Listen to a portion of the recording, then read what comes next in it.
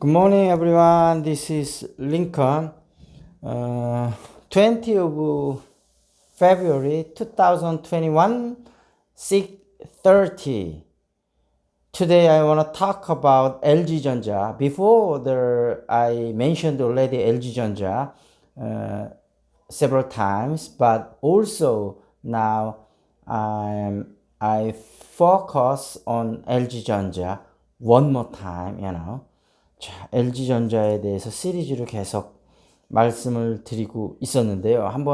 지난번에 말씀드렸던 걸 정리를 다시 한번 해보자면, 첫 번째 소식은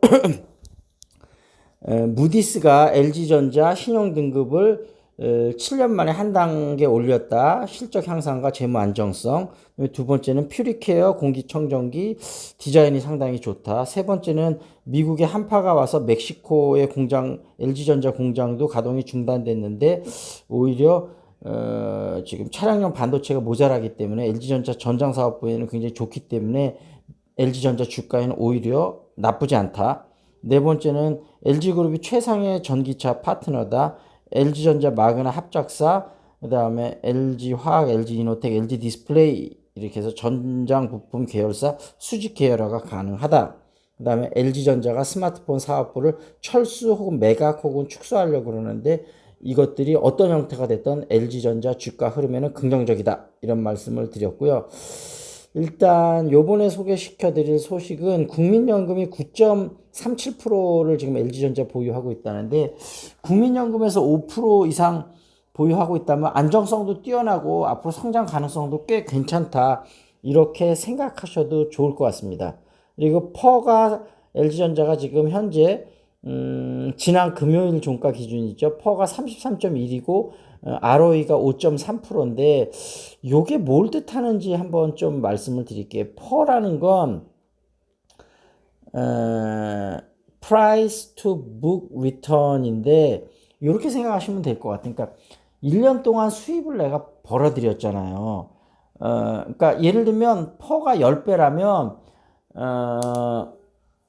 뭐라 그럴까, 지금 기업 가치가 10년 동안 내가 벌어들인 매출이 지금 기업 가치다, 이렇게 보면 되거든요. 그러니까 펄을 대부분 10배 기준을 많이 삼아요. 10배면은 나쁘지 않다. 보통이다. 10배보다 낮으면 앞으로도 올라갈 가능성이 있다. 10배보다 높으면 조금 고평가됐을 수도 있다. 예를 들면 20배, 30배.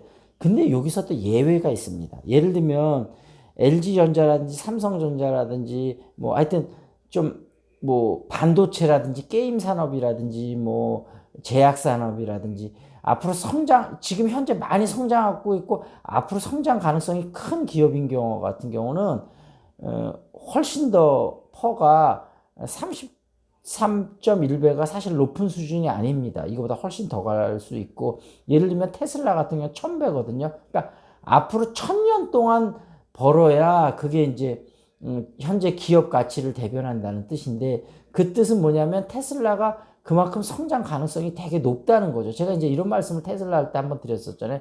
테슬라가 지금 현재 전기차에서 점유율이 25에서 30% 사이 정도 되는데, 앞으로 전기차가 엄청나게 성장을 하는데 5년, 10년 뒤에도 만약에 이 정도 점유율을 유지를 하고 있다고 한다면, 이 정도 점유율을 좀 떨어져도 20% 정도만 유지하고 있다고 한다면 엄청난 매출이 되거든요. 그런 것들이 반영돼서 이게 퍼가 1000배가 되는 건데, 어떤 분들은 또 이렇게 의아하게 생각할 수 있죠. 과연 시장이 이렇게 성장하는데 기존 완성차 업체들이 가만히 있지는 않을 건데 그게 20%의 점유율을 계속 유지하는 게 가능할 거냐.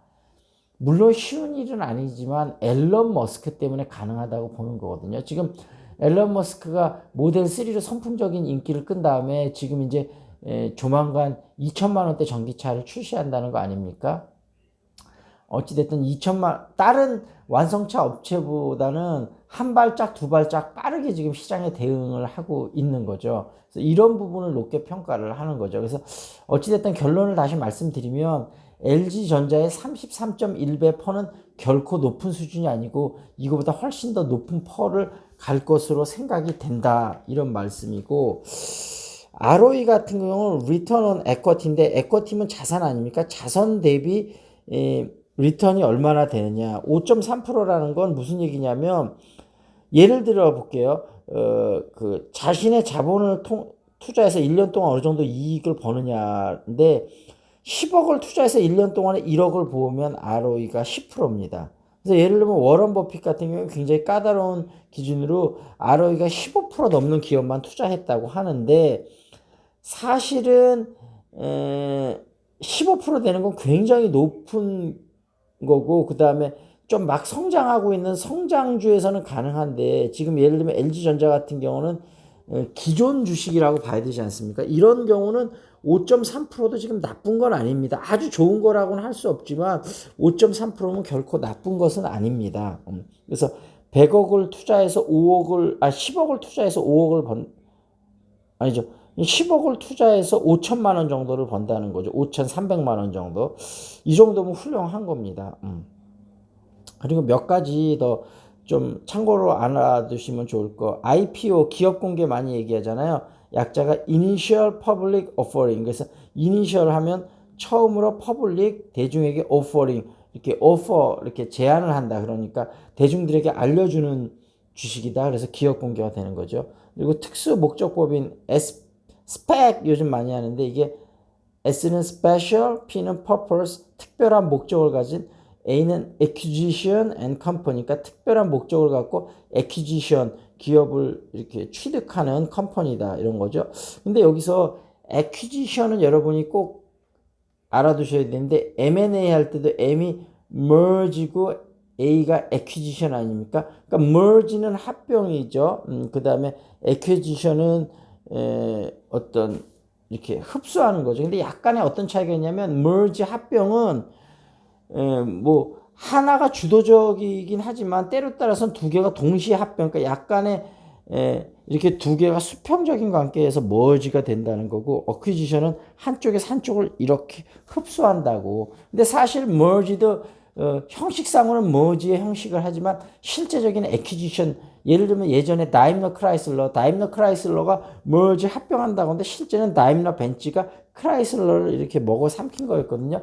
두 회사가 문화가 달라서 결국은 다시 세퍼레이트 했지만 그러니까 사실은 머지지만 그 머지 당하는 아니 그러니까 이 애퀴지션 당하는 회사의 사기를 생각해서 머지의 형태를 띠는 경우도 되게 많아요.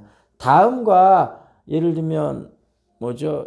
이 우리나라 카카오도 예를 들면 그때 머지 합병한다고 했는데 실제를 까고 보면 카카오가 다음을 인수한 거죠. 근데 형태는 머지라고 했습니다. 그러니까 대부분 머지의 형태를 띠지만 애퀴지션 경우가 대부분은 많다. 근데 진짜 머지인 경우도 간혹 있습니다. 근데 어쨌든 머지나 애퀴지션 M&A가 제가 성공 확률이 30%밖에 안 된다 그랬잖아요. 이게 서로 두 개의 다른 기업이 하나로 합쳐져서 시너지가 나는 경우가 그닥 많지는 않습니다. 우리나라에서는 지금 현대차가 기아차를 그 당시에 머지라고 했는지 애퀴지션이라고 했는지 정확히 기억은 안 나는데 어쨌든 M&A를 해서 나름대로 성공한 케이스로 보고 있고 대표적인 실패 사례로 보는 거는 예전에 그 어디죠? 웅진코웨이가 그 건설회사 그 뭐였죠? 반도건설이었는지 국도건설이었는지 건설회사가 빠르게 성장한다고 해서 M&A를 했는데 그 당시 건설회사가 적자가 많이 나서 웅진코웨이 현금을 블랙홀처럼 빨아들여서 웅진코웨이가 결국은 뭐라 그럴까요? 법적 관리에 들어갔다가 물론 다시 회생은 했지만 그 당시 코웨이라는 알제 회사도 팔지 않았습니까? 그래서 이런 식으로 M&A가 정말로 성공 확률이 굉장히 힘들다. 이런 말씀을 드리면서 LG전자 이번 편을 마무리 짓도록 하겠습니다. 자, see you next time. That's it. This is Lincoln.